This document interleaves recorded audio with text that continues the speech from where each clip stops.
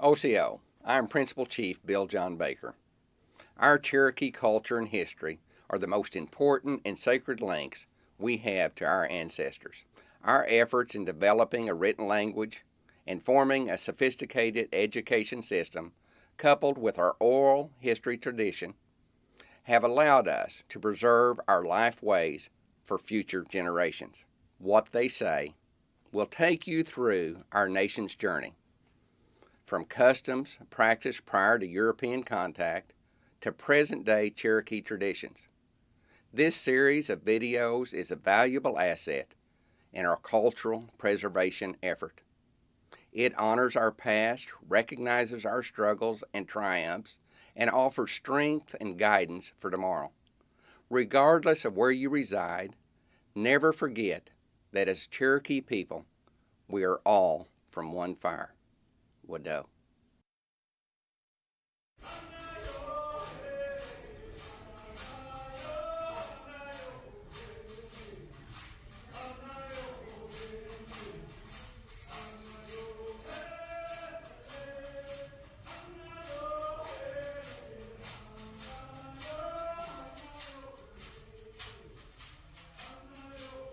Inside the council house, there was a fire that lived, and the fire actually lived deep down inside. And they would keep this fire going at all times, and everything that took place in this council house was around this fire.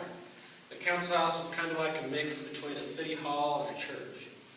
So this fire was a sacred place for us. We didn't use it to cook with or to warm ourselves with. It was just to pray with. We prayed to God, Uninoheda, the one that gave all, the provider of all things. We believe that smoke, it carried up our prayers to heaven.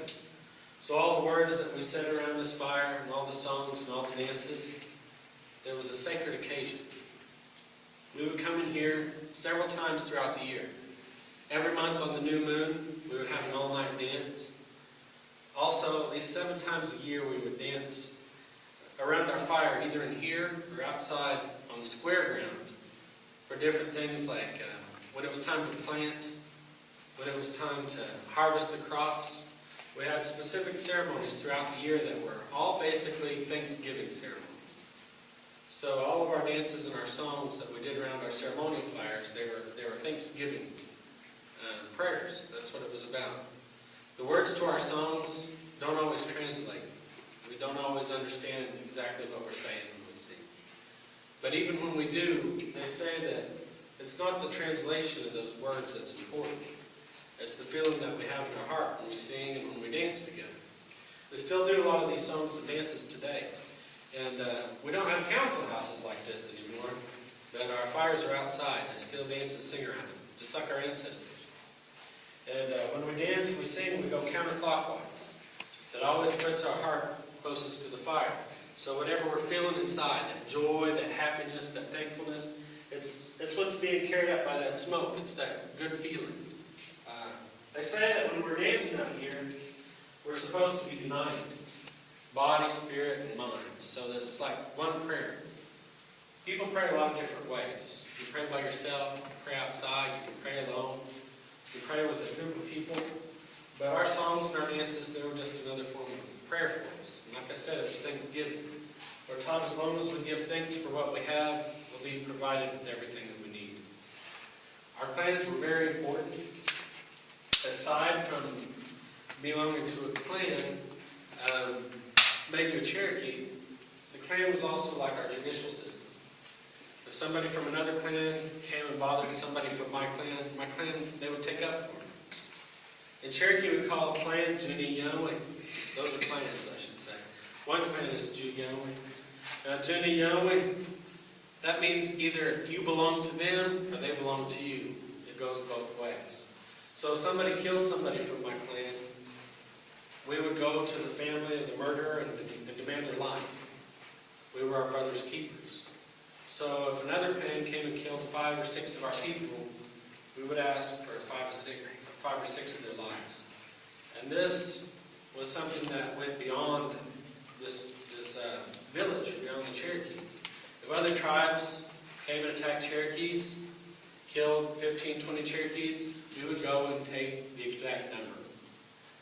We would either take their lives, or better than that, we would take captives. They say it was the women's prerogative.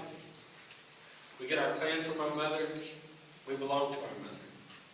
And when those mothers that lost their children in warfare and a battle, they would cry, and they would tell the other men in their clan that that blood was crying, that had to be balanced out, it had to be repaired, it had to be made right.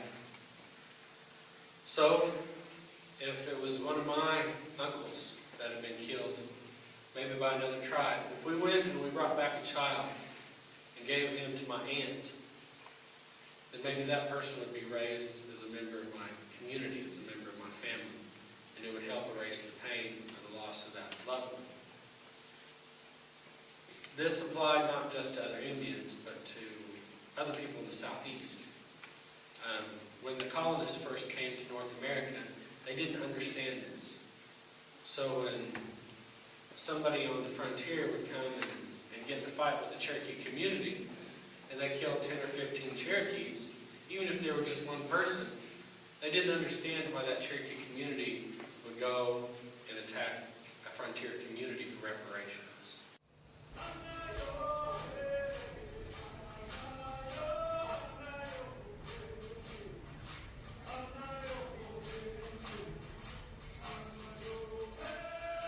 Each one of our towns have their own set of chiefs. They were semi-autonomous. You could go to another Cherokee community and there would be people from your clan there. In fact, to have a ceremonial fire, you had to have all 7 clans in your community. So you could go to a town full of strangers, and if they were a Cherokee town, there would be someone from your clan there, someone from your family. They would take you in and treat you as a brother or as a sister. So if you went to war against another Cherokee town, you would be fighting, in effect, your own family. So we didn't go to war against other towns.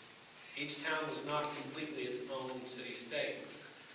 We shared this kinship system between communities. But each town could make their own decisions. They have their own leaders.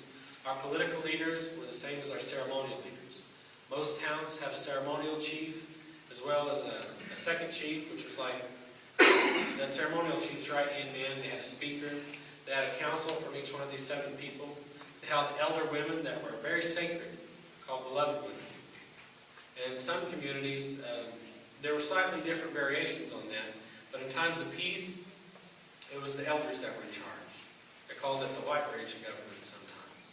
In times of war, the women would ask the warriors to step forward, and they would have a similar form of government with the chief, the second chief, a speaker, a council of each of the 7 clans. They would be younger guys.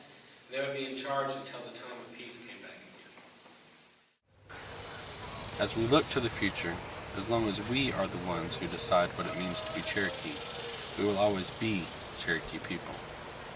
Ani chalagi, ani yawiyan.